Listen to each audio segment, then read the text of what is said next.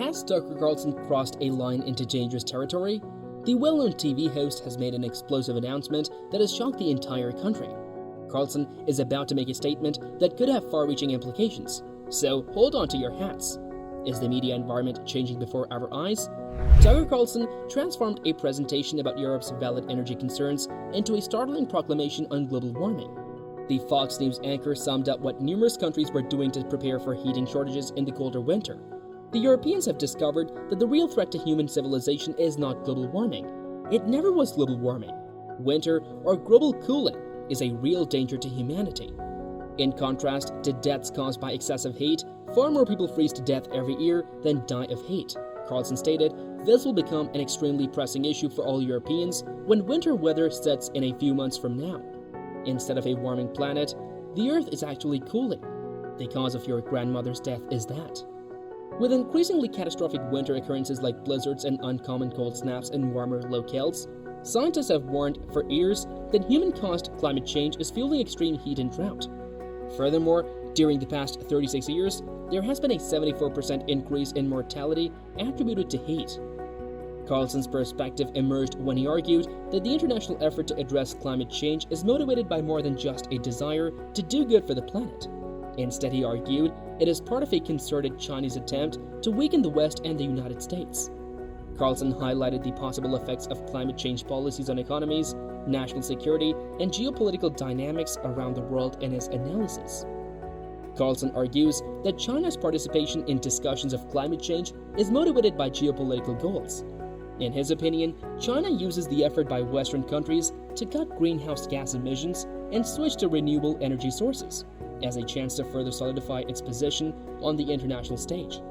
By harmonizing its domestic policies with the climate agenda, China enhances its economic power and influence while also projecting an image of dedication to environmental problems. Carlson, citing geopolitical factors, emphasized what many see as the fallout from Western countries adopting strong climate policies.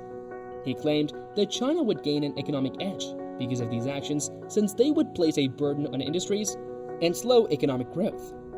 In addition, Carlson said that China, as the world's greatest producer of greenhouse emissions, has room to maneuver inside the global climate framework, where it may make use of its economic might and use any loopholes to further its own goals. It's worth noting that Carlson's perspective offers one possible interpretation of China's participation in the climate agenda, and that other interpretations may be valid. However, his analysis highlights the intricate relationship between climate change policy, economic rivalry, and geopolitical factors, calling for deeper investigation and discussion of these multiple issues. Carlson, a distinguished journalist, addressed a disturbing trend in the UK and Europe. He stressed the alarming rise in people freezing to death in the region. Carlson used statistics to depict the difficult winter conditions that vulnerable people confront. He noted that the increased cost of living and homelessness had left many people vulnerable to life-threatening cold temperatures. Carlson told heartbreaking stories of victims of the harsh cold to highlight the human cost of this disaster. Freezing temperatures killed elderly, destitute, and unsheltered people. He wanted to overcome societal apathy and galvanize support for rapid action. Carlson stressed that this was a community-wide problem.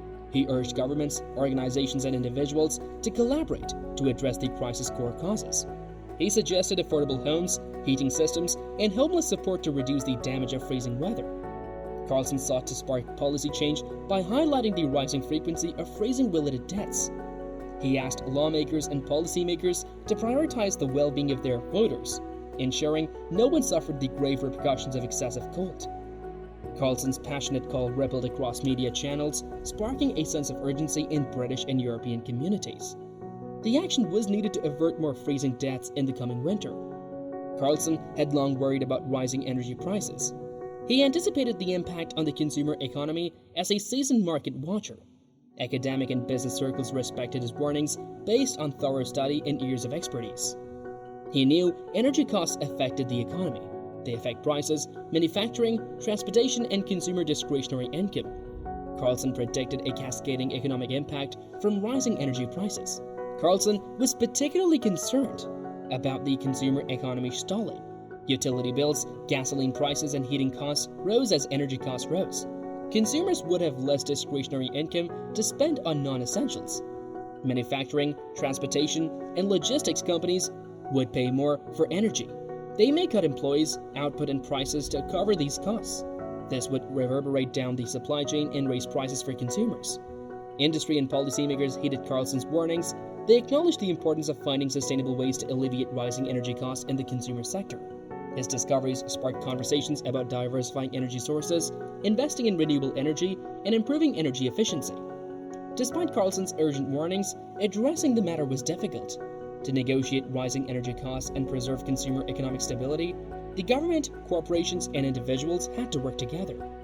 Policymakers and economists monitored energy market movements to balance environmental sustainability, economic growth, and consumer well-being. Carlson's concerns shaped conversations and policies to protect the consumer sector from rising energy bills. Europe's energy crisis was blamed on the Ukraine war and the embargo on Russian energy imports. Russia to Ukraine hostilities impacted Europe's energy supplies and caused a crisis. Europe relied on Russia for energy, especially natural gas, before the conflict. Russia supplied much of the European Union's natural gas. As the war in Ukraine escalated, European nations worried about Russia's participation in their energy supplies. The European Union banned Russian energy imports due to Russia's actions in Ukraine. Russia was economically pressured by this embargo. The embargo caused a European energy crisis. Europe's natural gas and energy shortages were caused by the Russian energy blockade.